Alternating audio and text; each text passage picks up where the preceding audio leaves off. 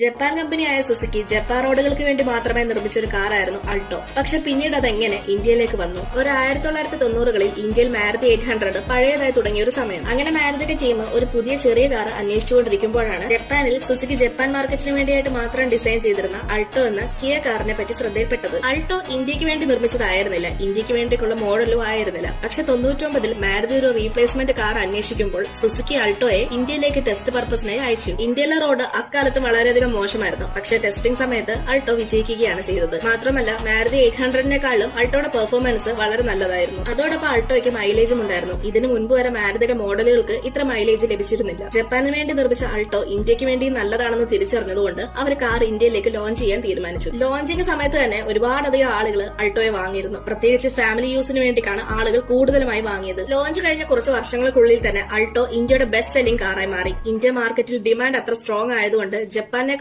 കൂടുതൽ അൾട്ടോ ഇന്ത്യയിലാണ് സെയിൽ നടന്നത്. നിങ്ങൾക്ക് മാരുതി സുസുക്കി കാറുകളിൽ ഏറ്റവും ഇഷ്ടമുള്ള കാർ ഏതാണെന്ന് കമന്റ് ചെയ്യൂ. ഇതുപോലെയുള്ള കൂടുതൽ വീഡിയോസ് കാണാൻ